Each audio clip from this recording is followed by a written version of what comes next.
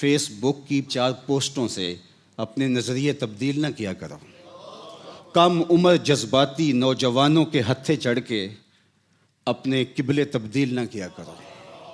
اگر تمہاری راہیں اور منزل کی طرف جاتا ہوا رستہ متعین ہی نہیں ہے تو پھر زندگی ضائع کی تم نے، اور اگر متعین ہے تو منزل کی طرف جانے والے مسافر اپنے ہدف پہ نظر رکھ کے آگے ہی بڑھتے ہیں، وہ پیچھے مڑ کے نہیں دیکھا کرتے، بلکہ پیچھے مڑ کے دیکھنا توہین جستجو سمجھتے ہیں۔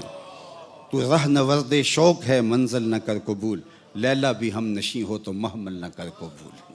عالی مرتبت سامعین، میں کہتا ہوں میں انقلاب لانا چاہتا ہوں، میں اسلام کو غالب کرنا چاہتا ہوں، میں اسلام کا غلبہ چاہتا ہوں، میں تنفیذ دین چاہتا ہوں۔ امریکہ بھی مسلمان ہو جائے، سارا یورپ بھی مسلمان ہو جائے، چائنا بھی مسلمان ہو جائے، پوری دنیا اسلام کے دائرے میں آ جائے، یہ میری بھی خواہش ہے، کس کی نہیں ہو سکتی۔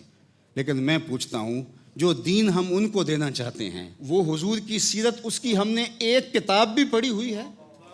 ہم میں سے کتنے لوگ ہیں جو ہاتھ کھڑا کر کے کہہ سکتے ہیں کہ میں حضور کی سیرت پڑھی ہے؟ جس قرآن کو لانا چاہتے ہیں ہم اس قرآن کا مفہوم بھی جانتے ہیں؟ کتنے لوگ ہیں؟ تو میاں پہلے اپنے گھر کو تو دیکھ لیجئے، پہلے اپنے آپ کو تو دیکھیے۔ وہ خان صاحب نے کہا تھا کسی کی ترغیب سے کہ کلمہ پڑھانا بہت ثواب ہے، تو ایک شخص کو لٹا لیا اور گردن پہ چھری رکھ کے کہا کلمہ پڑھو، تو وہ مجبور مرتا کیا نہ کرتا، تو اس نے کہا پڑھاؤ، تو کہا آپ ہی پڑھو، تو کہا نہیں آپ پڑھو، کہا مجھے نہیں آتا خود ہی پڑھو۔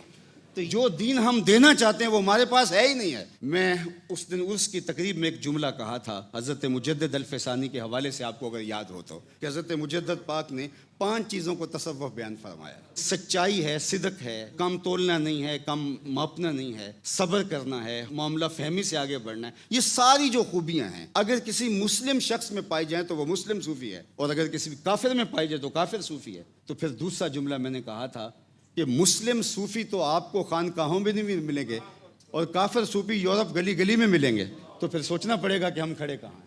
آج خانقاہوں میں بھی صادق اور امین نہ ملے، آج اسمبلیوں میں بھی صادق اور امین نہ ملے، اور جاپان کا بچہ بھی صادق ہو، تو پھر ہمیں سوچنا پڑے گا کہ ہمیں پہلے کوئی اپنا عملی نمونہ پیش کرنا ہے۔ تو دوبارہ مکے آنا ہوگا، اور مکے میں اللہ کے محبوب صلی اللہ علیہ وسلم نے اپنی پاکیزہ سیرت سے، کردار سے اور قرآن سے تربیت کی ہے۔ آج اتحاد کی بات ہوتی ہے، اگر یہ 2 ماخذوں ہماری تربیت کے، تو فطری طور پہ اتحاد خود بخود امت کا ہوتا چلا جائے، کیونکہ جب فکر یکجا ہوگی، ہمارے اسلاف مختلف خطوں میں ہوئے ہیں، بعض اوقات ان کی آپس میں ملاقات تک بھی نہیں ہوئی، لیکن فکری وحدت تھی، اس لیے کہ ماخذ قرآن تھا، حضور کی سیرت تھی۔ لیکن ایک کمرے میں بیٹھ کر کے بھی اگر ہمارا ماخذ ایک نہیں ہوگا، اور ہماری خواہشات کے نتیجے کے اندر ہماری شخصیت پروان چڑھے گی، تو پھر اس کا نتیجہ یہ ہوگا کہ ایک کمرے کے اندر، ایک مدرسے میں، ایک خانقاہ کے اندر، ایک شہر کے اندر ہمارا اتحاد نہیں ہو سکتا۔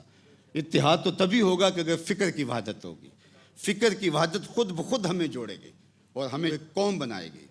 محمد عربی سے ہے عالم عربی، وہ ایک بنیاد ہے جس بنیاد سے قوم ماض وجود میں آتی ہے۔ اس امت کو آگے لے جانے کے لیے حضور کی سیرت کا مطالعہ کرنا ہوگا۔ سیرت مصطفیہ علی صاحب الصلوات سے دوبارہ کردار سازی کی طرف ہمیں آنا پڑے گا، اور پھر قرآن مجید کا فہم اور قرآنی معاشرت کے قیام سے ہمیں دوبارہ اپنے سکڑتے ہوئے وجود کو پھیلانا ہوگا۔ قرآن آپ کو معاشرت کے اندر مؤثر بنائے گا، آپ کو ہر شہر کو شہر قرآن بنانا ہوگا، ہر بستی کو قرآن کی بستی بنانا ہوگا، اس معاشرے کو قرآن کی معاشرت بنانا پڑے گا۔ ام المومنین سیدہ عائشہ رضی اللہ تعالیٰ عنہ کا قول سنیے، فرماتی ہیں سارے شہر تلواروں سے فتح ہوئے ہیں، مدینہ قرآن سے فتح ہوا ہے۔